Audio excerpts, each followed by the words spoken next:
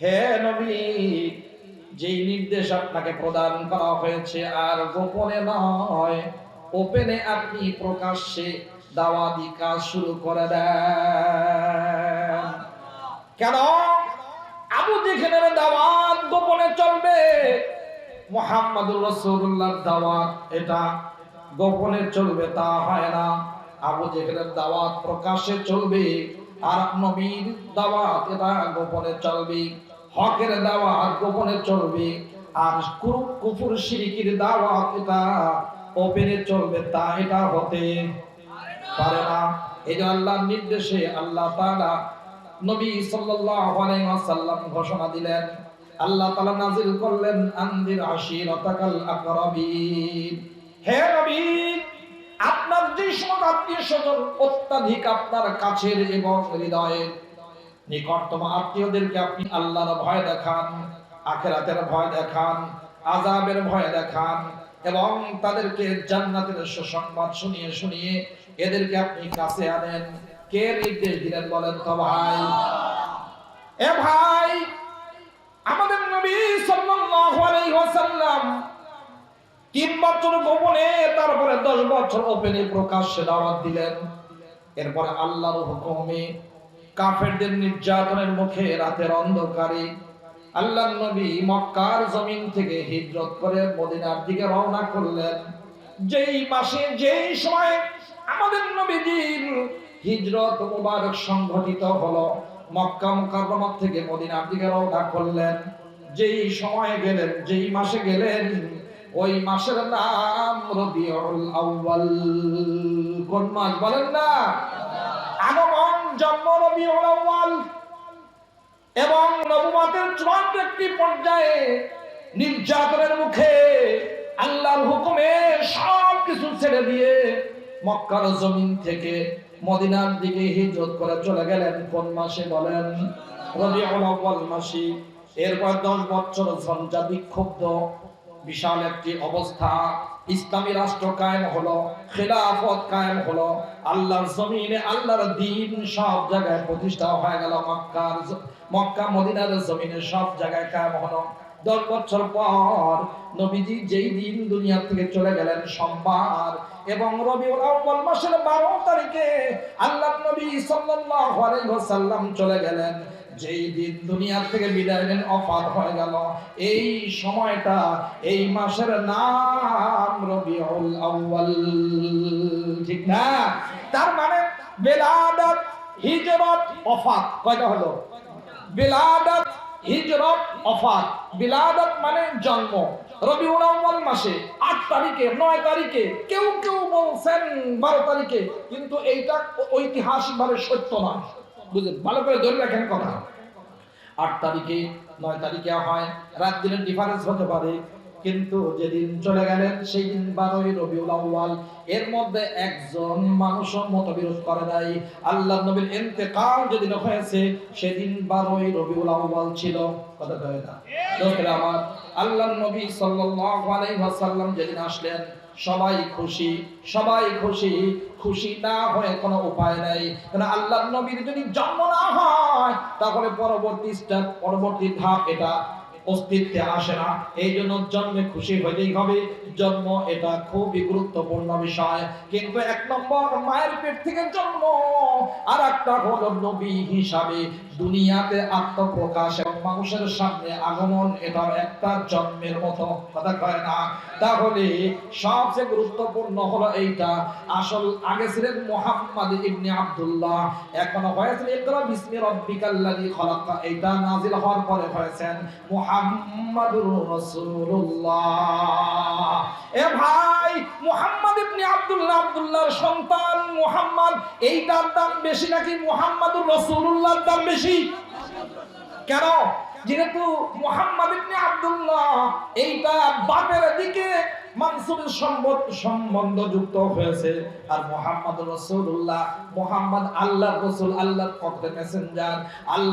আল্লাহ পাঠিয়েছেন, নিষ্পাপ বানিয়ে পাঠিয়েছেন।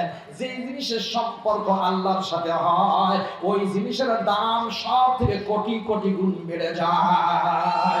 সারা দুনিয়া সব কার? বলেন না, জোরে বলেন কার?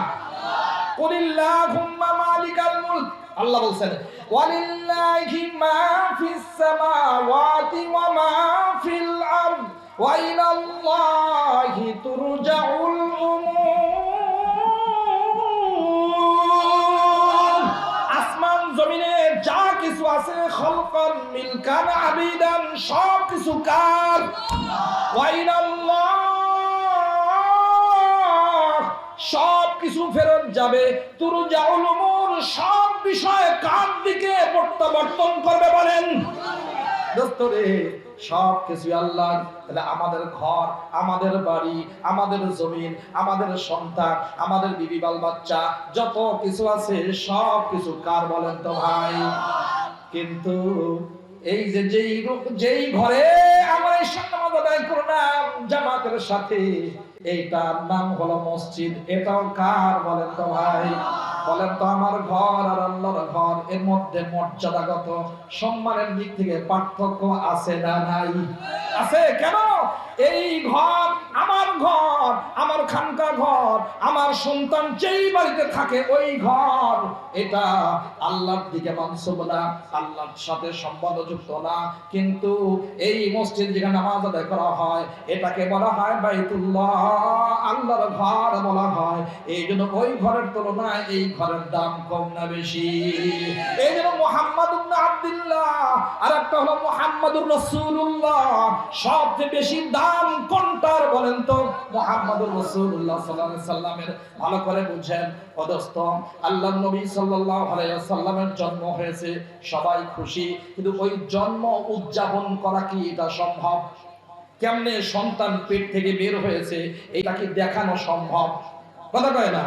আমাদের নবীজি, আমার নবী, যেই নবীজি মায়ের পেট থেকে খতনাকার অবস্থায় দুনিয়াতে প্রেরিত হয়েছেন, বলেন দেখি খতনাকার অবস্থায় দুনিয়াতে মার পেট থেকে আসা, এটা কি আমার স্বাধীনতার বিষয়?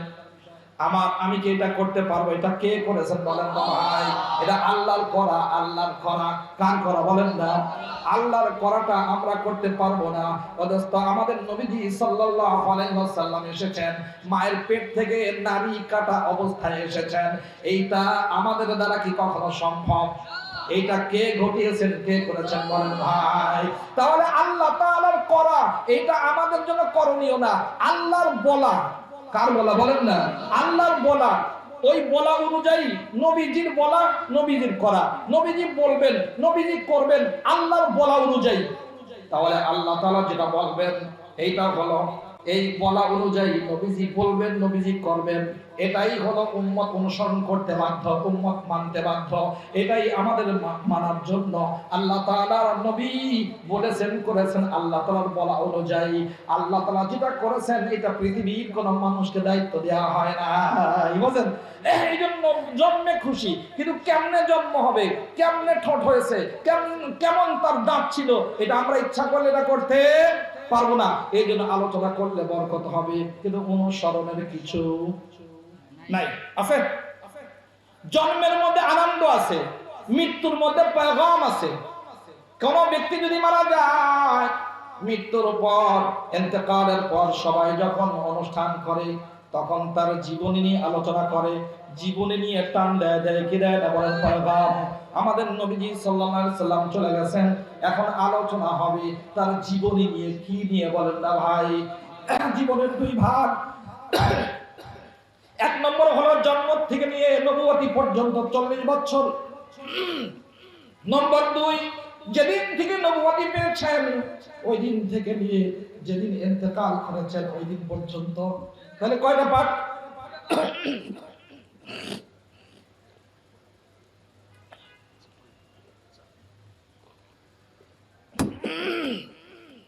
তাহলে দুইটা পাঠ। একটা হলো যেদিন জন্ম নিয়েছেন ওই দিন থেকে নিয়ে 40 বছর পর্যন্ত ইকরা বিসমি রাব্বিকাল্লাযী খলাক, এইটা নাযিল হওয়া পর্যন্ত। এরপর ইকরা যেদিন নাযিল হয়েছে সেদিন থেকে নিয়ে একবার ইন্তেকাল পর্যন্ত দুইটা পাঠ। অনুসরণীয় কোন পাঠ? আগের পাঠ না পরের পাঠ? পরের পাঠ। কেন? আল্লাহ তাআলা এই জীবন সম্পর্কে বলেছেন আতিউল্লাহ ওয়া আতিউর রাসূল। কে বলেছেন? ওমাই ইউতিউর রাসূল ফাকাদ আতা আল্লাহ। যেই ব্যক্তি নবীর অনুসরণ করলো সে যেন আল্লাহর এই অনুসরণ করলো, যে নবীর আনুগত্যশীল হলো সে আল্লাহ তাআলারই আনুগত্যশীল হয়ে গেল। সুবহানাল্লাহ। আল্লাহ রাব্বুল আলামিন বলেছেন ওয়া ইন তুতিউহু তাহতাদু, হে আমার বান্দাবান্দীরা তোমরা যদি আমার নবীর অনুসরণ করো তাহলে তোমরা হেদায়েত পেয়ে যাবা, দুনিয়াতেও সঠিক পথ পেয়ে যাবা। ডান রাস্তাও আল্লাহর রাস্তা নয়, বামের রাস্তাও আল্লাহর রাস্তা নয়, সোজা রাস্তা জান্নাতের রাস্তা, কোরআনের রাস্তা, নবীজির রাস্তা, এটাই হলো আসল রাস্তা। এইটা অনুসরণ করবে। এটা যদি করো ওয়াইন তুতিউহু, হু মানে কি? ওয়াইন তুতিউ খলিলি ওয়া হাবিবি মুহাম্মাদান সাল্লাল্লাহু আলাইহি ওয়াসাল্লাম তাজিদুল হিদায়া ওয়াল মাজদা ওয়াল কারামা ওয়াল আমনা ওয়াস সালামা ফিদ দুনিয়া ওয়াল আখিরা। আমার নবীর অনুসরণ করলেই তোমার নিরাপত্তা আসবে, আমার নবীর অনুসরণ করলে তোমার জন্য শান্তি, ইজ্জত, ফয়সালা, ইজ্জতের ফয়সালা হবে। আমার নবীর অনুসরণ করলে দুনিয়াতেও তোমার জন্য ইজ্জত আর সম্মান, আখিরাতেও তোমার জন্য মুক্তি আর জান্নাত। বুঝেন? এটা আল্লাহ তাআলা বলে দিলেন সাফ পরিষ্কার, মা আতাকুমুর রাসূল, রাসূল যা নিয়ে এসেছেন ফাখুদুহু, এইটা ভালো করে মজবুত করে ধারণ করো। নির্দেশটা কার? আল্লাহ। এই নির্দেশটা কাদেরকে দিয়েছেন? মা আতাকুমুর রাসূল, হে আমার বান্দাবান্দীরা তোমাদের কাছে আমার রাসূল যা নিয়ে এসেছেন তোমরা এটাকে ধারণ করো। তোমরা বলতে কারা? গরু ছাগল? কথা কয় না? কারা বলেন না ভালো করে? আমরা বলতে সব মানুষ, জিন, ইনসান। কথা কয় না?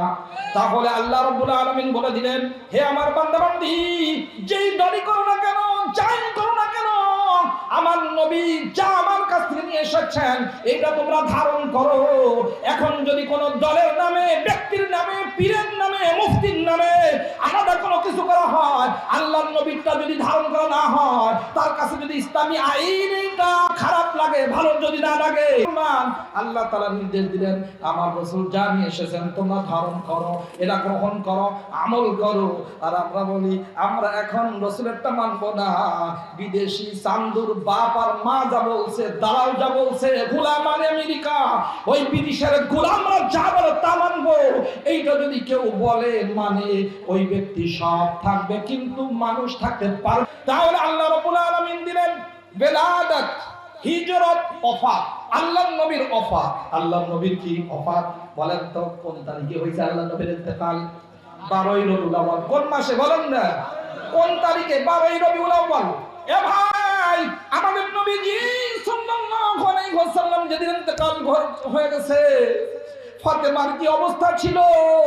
ফাতেমা রাদিয়াল্লাহু তাআলা বলেন আমার উপরে এত মুসিবত সুব্বাত আলাইয়া, আমার উপরে এত মুসিবত চাপিয়ে দেওয়া হয়েছে, এই মুসিবতগুলো যদি সুব্বাত আলাল আইয়ামি সিরলালায়ালিয়া, দিনের আলোর উপরে, সূর্যের উপরে যদি আমার উপরে আসা মুসিবত যদি ঢেলে দেওয়া হয় তাহলে এই সূর্যের আলো নিষ্প্রভ হয়ে অন্ধকার হয়ে যাবে। বুঝেন? কিন্তু দোস্তরা আমার কেমন মহব্বত ছিল আল্লাহর নবীর ইন্তেকালের পর, মানুষগুলো কেমন হয়েছে।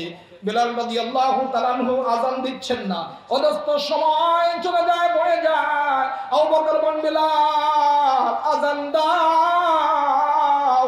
বিলাল বলে আযান আগে দিতাম, নবীজি সামনে থাকতেন, আশহাদু আন্না মুহাম্মাদুর রাসূলুল্লাহ বলার সময় ইশারা করতাম, আজকে ওই নবী নাই, আমি কেমনে দেব? কয় দেখো তুমি যদি আযান না দাও নামাজ কেমনে হবে? আযান দাও। বেলাল রাদিয়াল্লাহু তাআলা আনহু আল্লাহর নবীর ইন্তেকালে শোকে পাথর হয়ে গেছেন। আযান যখন শুরু করছে, এই জায়গায় যখন আসছে আশহাদু আন্না মুহাম্মাদার রাসূলুল্লাহ, এটা যখন বলছে, ইশারা দেয় নবী নাই, উনি এইটা পড়ার সাথে সাথে বেহুশ হয়ে আল্লাহর জমিনে পড়ে গেছে। আমার বিলাল রাদিয়াল্লাহু তাআলা আনহুকে হুঁশ ফেরাবার জন্য চেষ্টা সাধনা যখন করা হয়েছে, এখনো হুঁশ, যখন তিনি হুঁশ ফিরে পেয়েছেন, যেই জমিনে নবী নাই, যেই নবীর দিকে ইশারা করে আমি আশহাদু আন্না মুহাম্মাদার রাসূলুল্লাহ বলতাম, ওই নবী যেহেতু নাই, আমি বেলাল ওই মদিনায় থাকবো না, আমি হিজরত করে দামেস্কে চলে যাব।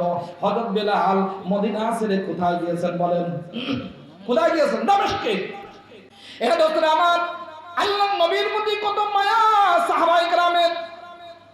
সাহাবী যায়েদ ইবনে আব্দি রব্বি, কি নাম বলেন না? যায়েদ ইবনে আব্দি রব্বি লাঙ্গল দিয়ে চাষ করতেছেন, খেতে কাজ করতেছেন। হঠাৎ করে আল্লাহর নবীর মৃত্যুর, ইন্তেকালের সংবাদ, ওফাতের সংবাদ ওই সাহাবীর কাছে যখন পৌঁছে, তিনি কাজ ছেড়ে দিয়ে আসমান দিকে তাকিয়ে বলে, ও মালিক, আল্লাহুম্মা ইম্মা বাসারি, আল্লাহ, যেই চোখ দিয়ে নূরের নবী দেখেছি, আমার নবীকে দেখেছি, যেই নবীর চেহারা বারবার দেখে দেখে বরকত হাসিল করেছি, ওই নবী যেহেতু দুনিয়াতে নাই, এই জন্য আমি আর এই চোখ দিয়ে দুনিয়ার কোনো জিনিস দেখতে চাই না, আমারে তুমি অন্ধ বানিয়ে দাও। ওই সাহাবী অন্ধত্বের দোয়া করেছেন, আল্লাহ নবী দুনিয়াতে মাটির উপরে নাই, এই জন্য দোয়া করেছেন যে এই চোখ, যেই চোখ দিয়ে নবীজিকে দেখেছি, ওই নবী নাই, এই চোখ দরকার নাই। কয়েকদিন পর ওই সাহাবী অন্ধ হয়ে গেছেন। কেমন মায়া, কেমন মহব্বত, কেমন ভালোবাসা বলেন দোস্ত আমার। আল্লাহ নবী যেই জানার উপরে সওয়ার হইতেন, আরোহণ করে বা বিভিন্ন জায়গায় যাইতেন, আল্লাহ নবী চলে গেছেন দরজার কাছে, ওই জানোয়ার নবীজির দিকে তাকান, ওই যেই মিহরাব মিম্বরে দাঁড়িয়ে আল্লাহ নবী কথা বলতেন, দেখতেছে আল্লাহ নবী আছে কিনা। সাহাবায়ে কেরামকে দেখেন, নবীজি নজরে পড়ে না, ওই খচ্চর জানোয়ারটা পিছনে যায়, পিছনে গেলে মনে হয় আমার নবীর নূরানি চেহারাটা দেখা যাবে, মনে হয় আরেকটু পিছনে গেলে দেখা যাবে, দেখা যাবে, দেখা যাবে। এইভাবে করতে করতে পিছনে যাইতে যেতে পিছনে যে কুয়া, পিছনে যে কূপ আছে, ওই অবলা জানোয়ার জানে না পিছনে কুয়ার মধ্যে পড়ে চলে গেছে। নবীর প্রতি ভালোবাসার মহব্বত। আল্লাহর নবীর ইন্তেকাল দিবসে সাহাবায়ে কেরাম বেহুশ হয়ে যাইতেন, ঘর আটকা কাঁদতেন।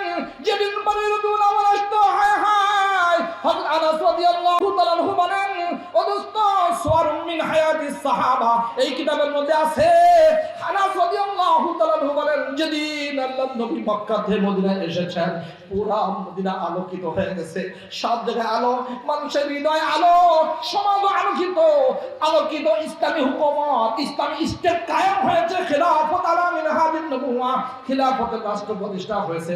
কোন জায়গায় জুলুম নাই, কোন জায়গায় নির্যাতন নাই, কোন জায়গায় কোনো মারামারি নাই, কোন জায়গায় হানাহানি নাই, কোন জায়গায় মিথ্যার কথা নাই, কোন ধোঁকাবাজি নাই, এই জন্য সব আলোকিত।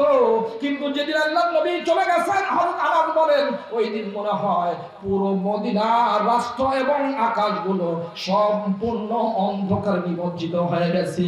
দোস্তরা আমার, আল্লাহর নবীর ইন্তেকাল 12 রবিউল আউয়াল সাহাবায়ে কেরাম কেমন করে পালন করতেন, আল্লাহ রাব্বুল আলামিন বলেন, ওয়াইদা কিলা লাকুম আমিনু কামা আমারান নাস, হে বান্দা-বান্দি, তোমরা যদি সত্যি ঈমানের আমার কাছে প্রিয় পাত্র হতে চাও, তাহলে আমার নবীর প্রতি যারা ঈমান এনেছেন তাদের মতো ঈমান আনো, সাহাবীদের মতো ঈমান আনো, তাহলে ওই ঈমানই আমার কাছে কবুল। আল্লাহ রাব্বুল আলামিন অন্য জায়গায় বলেছেন, দেখো, যদি তোমরা ওই সাহাবায়ে কেরাম যেই পথে চলছে, যেইভাবে হেদায়েত গ্রহণ করেছেন, তাহলে ফাইন আমানু বিমিথলি মা আমানতুম বিহি ফাকাদ ইহতাদাও, সাহাবায়ে কেরাম যেভাবে ঈমান এনেছেন, এইভাবে যদি তোমরা ঈমান আনো, আল্লাহ রাব্বুল আলামিন বলেন, তোমরা সবাই হেদায়েত পেয়ে যাবা। সাহাবায়ে কেরাম আল্লাহর নবীর ইন্তেকালের দিন সবাই কাঁদতেন। বছরে যখন ঘুরে আসতো 12 রবিউল আউয়াল, চেহারার দিকে তাকানো যেত না, মলিন চেহারা, কান্নাকাটি। ও দোস্ত, আমরা কেমন আশিকে রাসূল হইলাম, ওই 12 রবিউল আউয়াল আসলে। এখন পাকিস্তান থেকে নতুন আমদানি হয়েছে, এখন হয় জশ্নে জুলুস, কথা কয় না, কি হয়? জশ্নে জুলুস হয়, কি ঈদে মিলাদুন নবী, কি নাম কয় বলেন না, ঈদে মিলাদুন নবী। বলেন তো ভাই, আল্লাহর নবীর জন্মে সবাই তো খুশি, তাও আবার দিছে 51তম, কততম বলেন না? চোর চুরি করে, চুরির আলামত রেখে যায়, অপরাধী অপরাধ করে, অপরাধের আলামত রেখে যায়। দেখো, ওরা যে এই কাজ করে শরীয়ত মানছে না, আল্লাহ নবীর সুন্নাত মানছে না, তার প্রমাণ হলো এরা দিয়েছে ঈদে মিলাদুন নবী কততম বলেন না? 51তম, 52তম ঈদে মিলাদুন নবী। আমাদের নবী কি 51-52 বছর আগে ইন্তেকাল করছেন? কতদিন? 1450 বছর আগে ইন্তেকাল করেছেন। আর ঈদের এই জশ্নে জুলুস পালিত হয় কত বছরে বলেন না? 51-52 বছর। আবার কোত্থেকে আগমন? আচ্ছা বলেন তো, আমার নবীজি যেই জায়গায় জন্ম নিয়েছেন ওই জায়গাটা এখনো আছে না নাই? আপনারা হাদিস সাহেব দেখেন নাই? হ্যাঁ, যেই ঘরে আল্লাহর নবী জন্ম নিয়েছেন ওই ঘর এখনো আছে, যেই জায়গায় জন্ম নিয়েছেন ওই জায়গাটা এখনো আছে। সত্যি যদি আনন্দ করতে হয় জন্মের দিনে, সবাই মক্কা মুকাররমায় যাওয়া দরকার, কথা কয় না? কোথায় যাওয়া দরকার? মক্কা মুকাররমায় যাওয়া দরকার। ও দোস্ত, কিন্তু পাকিস্তান থেকে একটু সামনে গেলেই তো মক্কা পাওয়া যায়, কথা কয় না? পাকিস্তান থেকে মক্কা কাছে না বাংলাদেশ কাছে? মক্কা কাছে নিয়ে, তাহলে পাকিস্তান থেকে যদি মক্কায় যায়, মক্কা মুকাররমায় গেলেই তো এটা করা যায়। ওখান থেকে সামনে না গিয়ে ব্যাকে বাংলাদেশে এসে নতুন করে এইটার ঈদ পালন করা, মতলব কি? পেট মোবারক ঠিক রাখা, কথা বলেন ঠিক কিনা ভাইরা? এটা কেমন? যদি এইটা সুন্নাত হতো, আল্লাহ নবী বলতেন আর সাহাবায়ে কেরাম করতেন, এবং 1200 হাদিসের কিতাবের মুসান্নিফ লেখকরা করতেন, জুনায়েদ বাগদাদীরা করতেন, মহিউদ্দিন আব্দুল কাদের জিলানী করতেন, ফুজাইল ইবনে আয়াজ করতেন, ওদস্ত খাজা মঈনুদ্দিন চিশতি রাহমাতুল্লাহ করতেন। এরা কেউ করলেন না। এইটা সর্বপ্রথম শিয়ারা সর্বপ্রথম চালু করেছে। সেইটা পাকিস্তান থেকে বাংলাদেশে স্বাধীন দেশে এটা এনে আমদানি করে এটা পালন করা হয়। এটা কখনো সাহাবায়ে কেরামের আমল হতে পারে না। বুঝেন আপনারা কিছু? দোস্তরা আমার, তাহলে নবী সাল্লাল্লাহু আলাইহি ওয়াসাল্লামের জন্মদিবস পালন করা, জন্মদিবস পালন করা, এইটা যদি বৈধতা থাকে তাহলে নবীজি যেভাবে পালন করছেন ওইভাবে পালন করতে হবে। করা যাবে না ইনশাআল্লাহ। আল্লাহর নবী রোজা রাখতেন প্রত্যেক সোমবার। আমাদের নবীজির আগমন কি বার বলেন না? যেদিন চলে গেছেন সেদিনও কি বার? সোমবার। তাহলে নবীজি সাল্লাল্লাহু আলাইহি ওয়াসাল্লামের অনুকরণ করে তিনি যেভাবে রোজা রেখেছেন, রোজা রাখতেন আল্লাহর নবী। জিজ্ঞাসা করা হয়, ইয়া রাসূলুল্লাহ, আপনি সোমবার কেন রোজা রাখেন? সাহাবায়ে কেরামের প্রশ্নের জবাবে নবীজি বলেন, এই দিন আমার জন্ম হয়েছে, এই দিন আসমান থেকে ওহী নাযিল করা হয়েছে, এই জন্য আমি খুশি হয়ে শুকর আদায় করে সোমবারে রোজা রাখি। বছরে সোমবার কয় দিন হয়? 52 দিন হয়। কয় দিন হয় বলেন না? তো নবীজির জন্মদিবস যদি পালন করতে হয়, নবীজি প্রত্যেক সোমবারে, তার মানে বছরে 52টি সোমবারে রোজা রেখেছেন। যদি আশিকে রাসূল হয়, নবীর অনুকরণকারী হয়, তাহলে বছরে 52টা সোমবারে রোজা রেখে আল্লাহ নবীর জন্মদিবস পালন করবে। কথা বলেন না? বলেন তো, রোজা যেদিন হয় ওই দিন কি ঈদ করা যায়? আছে? কথা বলেন না? ঈদের দিন কি রোজা হয়? তাহলে ঈদের দিনে রোজা হয় না, রোজার দিনে ঈদ হয় না। হয় তাহলে রোজাও রাখবে, আনন্দ মিছিল করবে, এটা কখনো মুসলমানের কাজ হতে পারে নাকি বলেন? এই জন্য দোস্তরা আমার, ভালো করে বুঝে রাখা দরকার। আনন্দ মিছিল করবেন কোন দিন? আগে 8 তারিখে করেন, এবং যদি পালন করতেই হয় প্রত্যেক সোমবার রোজা রাখবেন। আমাদের কওমি মাদ্রাসার উলামায়ে কেরাম হক্কানি বুজুর্গার দিন সোমবার বৃহস্পতিবার রোজা রাখেন। কি রাখেন? কি রাখেন না? রাখেন। কেন? নবীজি বলছেন রোজা আমি রাখি সোমবার, যেহেতু আমার জন্মদিন, এবং ওই দিন হলো ওহী নাযিল করা হয়েছে, নবুয়তি দেওয়া হয়েছে। আর বৃহস্পতিবার ইয়াউমুল খামিস রোজা কেন রাখি? সপ্তাহের সব আমল বৃহস্পতিবারে আল্লাহর দরবারে পেশ করা হয়। আমি চাই এই দিনে রোজা অবস্থায় যেন আমার আমল আল্লাহর দরবারে পেশ করা হয়। সুবহানাল্লাহ। দোস্তরা আমার, তাহলে বিলাদাত ওয়াফাত, একটা হলো জন্ম, একটা ইন্তেকাল, দুইটার মধ্যেই পালন করার কিছু নাই। কেন পালন করা যায় না? কাটটা পালন করবেন।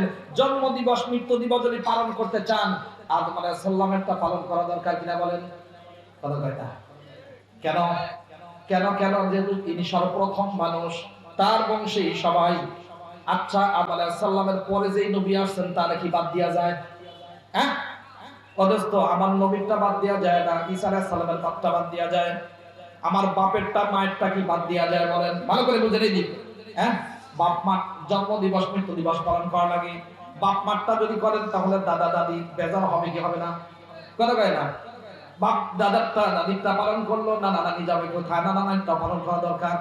এইভাবে যদি করা হয় তাহলে দেখেন জন্ম দিবস মৃত্যু দিবস পালন করতে করতে 33 কোটি দেবতা যারা মানে প্রত্যেক দেবতার পিছনে 1 মিনিট করে যদি মাথা নত করে, ওর বিয়ে করার সময় থাকবে না, জমি চাষ করার সময় থাকবে না, চাকরি করার সময় থাকবে না, ঘুমানোর সময় থাকবে না, খাওয়ার টাইমও থাকবে না। কথা বলেন ঠিক কিনা? এই জন্য যেই জিনিস উম্মতকে কঠিন অবস্থার মধ্যে ফেলে দেয়, যেটা জীবন উপকরণকে সংকীর্ণ করে দেয়, এইগুলো জীবন মানে এটা জন্ম দিবস, মৃত্যু দিবস, এইগুলোকে চিরদিনের জন্য হারাম করে জমিনের মধ্যে আমার মালিক দাফন করে দিয়েছে। কেন? যদি প্রত্যেক দিনই পালন করবেন, কয়জনটা পালন করবেন? বাপ দাদা, নানা, দাদা, দাদি, তারপরে পরদাদা, সক্কর দাদা, লক্কর দাদা, পক্কর দাদা, কক্কর দাদা, এরকম করতে গেলে আদম আলাইহিস সালাম পর্যন্ত 1,24,000 নবী রাসূল পয়গম্বর, লক্ষাধিক সাহাবায়ে কেরাম, পীর মাশায়েখের অভাব নাই। আমার বংশ তালিকাও তো কম ছোট না, নাকি? অনেক বড়, মাশাআল্লাহ, ঠিক না? অনেক বড়। তাহলে সবগুলো পালন করতে চাইলে আমাদের জীবন কুলাবে না। শুধু কি তাই, যেগুলো মানুষের জীবন উপকরণকে নষ্ট করে দেয়, এগুলো হারাম ঘোষণা করা হয়েছে। এই জন্য প্রত্যেক কবর পাকা করা, মাজার বানানো, এটাও হারাম। কেন? এই পৃথিবীতে 800 কোটি মানুষ আছে, সবাই যদি মৃত্যুর পরে তার কবর পাকা করা হয়, এরকম যদি 100 বছর কবর পাকা করা হয়, 100 বছর পর ঘর করার জায়গা পাবে না, রাস্তাঘাট করার জায়গা পাওয়া যাবে না, মিল ইন্ডাস্ট্রি করার জায়গা পাওয়া যাবে না, আর তারপরে এই যে থাকার ঘরটর করার চলাফেরার রাস্তারও জায়গা পাবে না। তাহলে যেইগুলো করলে উম্মতের কষ্ট হবে, বান্দাদের কষ্ট হবে, জীবন উপকরণ সংকীর্ণ হবে, যেইগুলো আমল করতে গেলে মানুষের দুনিয়াতে চলা কষ্ট হবে, এইগুলো চিরদিনের জন্য নিষিদ্ধ ঘোষণা করে এই জমিনের নিচে দাফন করে দেওয়া হয়েছে। যেগুলো নিষিদ্ধ ঘোষিত হয়েছে, জন্মদিবস, মৃত্যু দিবস পালন ইসলামের জায়েজ নাই, এটা আল্লাহ নবী অনুমোদন করেন নাই। অথচ প্রত্যেক মুসলমানের কবর পাকা করার অনুমতি দেওয়া হয় নাই। এইগুলোকে যারা নতুন করে জিন্দা করতে চায়, ওরা সব হতে পারে, আল্লাহ নবীর আশিক হতে পারে না। কি বলেন ঠিক না? অথচ খ্রিস্টানরা ঈসা আলাইহিস সালামের জন্ম দিবস পালন করে খ্রিস্ট মাস 25শে ওই যে ডিসেম্বর, না? হ্যাঁ, 25শে ডিসেম্বরে পালন করে ওরা। ঈসা আলাইহিস সালামের জন্ম দিবস পালন করে। ঈসা আলাইহিস সালামের জীবন কি তাদের কাছে আছে? জীবনী আছে তাদের? ঈসা আলাইহিস সালামের জীবনের কোনো আমল খ্রিস্টানদের মধ্যে আছে? ইহুদিরা মুসা আলাইহিস সালামের জন্ম দিবস পালন করে, কিন্তু মুসা আলাইহিস সালামের জীবনী তারা মানে না, ঠিক কিনা? তাহলে শুধু জন্ম দিবস পালন করতে গিয়ে এখন জীবনী শেষ, তার আমল শেষ, সিরাত সুরাত সব শেষ হয়ে গেল। অদস্ত তাহলে এখনো কি আমাদের, এখন যারা এটা করে, আমাদের নবীজির জীবনী বাদ দিয়ে শুধু জন্ম পালন করার জন্য যারা আমাদেরকে নিয়ে যায়, তারা আমাদের দ্বীনকে, ধর্মকে বিকৃত করে ইহুদি খ্রিস্টানদের মতো, ওদের ধর্মের মতো বানাতে চায়। এরা সবাই নাদান, দোস্ত এবং সব হলো আল্লাহ নবীর আশিকের নামে গাদ্দার। কি বলেন ঠিক না? ভালো করে বুঝেন। এই জন্য আমাদের বুঝা দরকার নবী সাল্লাল্লাহু আলাইহি সাল্লামের 3টা জিনিস। কয়টা? রবিউল আউয়াল মাসে কয়টা? 1 নম্বর মিলাদ, জন্ম, আর একটা হলো হিজরত, আর একটা হলো ওয়াফাত। তাহলে এখন জন্মের মধ্যে আমাদের এখানে আমলের কিছু নাই, ওয়াফাতের মধ্যে, ইন্তেকালের মধ্যে আমাদের এখানে আমলের কিছু নাই। একটা জিনিস রয়ে গেছে রবিউল আউয়াল মাসে, তার নাম হলো হিজরত। কি নাম বলেন? হিজরত। আমাদের নবীজি হিজরত করলেন এমনি এমনি করছেন নাকি নির্যাতনের মুখে আল্লাহর হুকুমে? বলেন না। অথচ সব কিছু ছাড়া যায়, কিন্তু নিজের বাড়ি ঘর ছেড়ে, সবচেয়ে পবিত্র জায়গা ছেড়ে যাওয়া কঠিন হয় না? আল্লাহর নবী সাল্লাল্লাহু আলাইহি ওয়াসাল্লাম যখন মক্কার জমিন ছেড়ে গেলেন, সাহাবায়ে কেরাম অনেকেই মদিনায় আগেই চলে গেছেন, কেউ সাথে গিয়েছেন, পরে দলে ধীরে ধীরে নবীজির পিছনে চলে গেছেন। সহজে যাওয়া যায় না। কেন গিয়েছেন? 5 কারণে গিয়েছেন। 5টা। কয়টা বলেন না? 1 নম্বর, আল্লাহর নবী সাল্লাল্লাহু আলাইহি ওয়াসাল্লাম মক্কায় যখন ছিলেন তখন নবীর সোহবত উঠাইছেন, আল্লাহর নবীর সংস্রবে এরা থেকেছেন, আল্লাহর নবীর চেহারা মোবারক দেখেছেন। উস্তাদ যদি যায়, ছাত্র সেখানে থাকতে চায় না। কথা কয় না? বাপ যদি ঘরে না থাকতে পারে, ওই বাড়িতে সন্তান থাকতে পারে না। যে এলাকায় পিসাব থাকতে পারে না, ওখানে মুরিদও থাকতে পারে না। বলেন ঠিক কিনা ভাই? আল্লাহর নবীর থেকে বড় কেউ নাই। আল্লাহর নবী সবচেয়ে বড় শিক্ষক, বুইতু মুআল্লিমা। আল্লাহ তাআলার নবী বলেন আমি শিক্ষক হিসেবে প্রেরিত হয়েছি। তিনি যখন বহিষ্কৃত হচ্ছেন, তাকে যখন মারার ষড়যন্ত্র করা হচ্ছে, মক্কা থেকে হিজরত করে যখন চলে যান, সাহাবায়ে কেরাম সব কিছু আল্লাহর নবীর মতোই ছেড়ে আল্লাহর নবীর সহবতে থাকবার জন্য দলে দলে মক্কা মুকাররমা থেকে সোনার মদিনায় হিজরত করেছেন আল্লাহর নবীর সহবতে থাকার জন্য। এক নম্বর। নম্বর দুই, আল্লাহর নবী এখানে যে শিক্ষা দিতেন, ওই শিক্ষা নেওয়ার জন্য সাহাবায়ে কেরাম দলে দলে মদিনায় আল্লাহর নবীর পাশে গিয়ে সুপার ওই ময়দানে হাজির হয়ে গেছেন। কয়টা হলো বলেন? এক নম্বর সহবত, নম্বর দুই হলো শিক্ষা অর্জন করা, নম্বর তিন আল্লাহর নবী থেকে শিক্ষা গ্রহণ করে নিজেদের জীবনে বাস্তবায়ন করবেন, এই তিন নম্বর কারণ। নম্বর চার, কেন গিয়েছেন? ওয়ানসুরুল্লাহ ওয়া রাসূলা, আল্লাহ এবং আল্লাহর রাসূলের সাহায্য করে এই দ্বীনকে বিজয় দ্বীন হিসাবে প্রতিষ্ঠার জন্য সাহাবায়ে কেরাম দলে দলে গিয়েছেন। সুবহানাল্লাহ। কয়টা হলো বলেন? এক নম্বর, সাহাবায়ে কেরাম হিজরত করেছেন কেন? আল্লাহর নবীর সুহবতে থাকবার জন্য, আল্লাহর নবী থেকে শিক্ষা নিবার জন্য। তিন নম্বর, নিজেরা আমল করার জন্য। নম্বর চার, আল্লাহর পাঠানো নবীর শিক্ষা এইটা সারা দুনিয়াতে কায়েম করবার জন্য, বাস্তবায়নের জন্য, ইসলামকে বিজয়ী দ্বীন হিসাবে প্রতিষ্ঠার জন্য। ও দোস্ত, এই চারটা কাজ করবেন কাকে খুশি করবার জন্য? বলেন আল্লাহকে খুশি করবেন। এই পাঁচ কারণে, পাঁচটার জন্য সাহাবায়ে কেরাম গিয়েছেন। বলেন তো ভাই, আল্লাহর নবী জন্ম নিয়েছেন, দ্বিতীয়বার জন্ম হবে না। আল্লাহর নবী ওফাত হয়েছে, ইন্তেকাল হয়েছে, আল্লাহর নবীর ওফাত আর দ্বিতীয়বার হবে না। হবে নাকি ভাই? কিন্তু আল্লাহর নবীর হিজরত, হিজরতকে কেন্দ্র করে যেই পাঁচটি জিনিস, আল্লাহর নবীর সংস্রবে থাকা, আল্লাহর নবীর থেকে শিক্ষা গ্রহণ করা, আসমানি শিক্ষা, আল্লাহর নবীর শিক্ষার উপরে আমল করা, আবার চার নম্বর বাস্তবায়ন করা, পাঁচ নম্বর যা কিছু করবে কাকে খুশি করবার জন্য। বলেন এই পাঁচটা জিনিস এখনো আছে না? আল্লাহ রাব্বুল আলামিন বলেন লিল ফুকারাইল মুহাজিরিন আল্লাযীনা উখরিজু মিন দিয়ারিহিম ওয়া আমওয়ালিহিম ইয়াবতাগুনা ফাদলাম মিনাল্লাহি ওয়া রিদওয়ানান ওয়া ইয়ানসুরুনাল্লাহা ওয়া রাসূলাহু উলাইকা হুমুস সাদিকুন।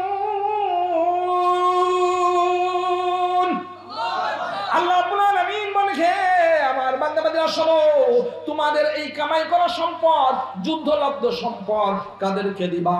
ইল ফুকারা ইল মুহাজিরিনা, মুহাজিরদেরকে দিবা। কাদের দিবা বলেন না? মুহাজিরদেরকে দিবা, মুহাজিরদেরকে দিবা। এই মুহাজির কারা? মুহাজির হলেন যারা মক্কা থেকে হিজরত করে গেছেন, কথা কয় না, যাদেরকে আল্লাযীনা উখরিজু মিন দিয়ারিহিম ওয়া আমওয়ালিহিম, যাদেরকে ঘর থেকে বের করে দেওয়া হয়েছে, মাল থেকে সম্পদে বঞ্চিত করে দেওয়া হয়েছে।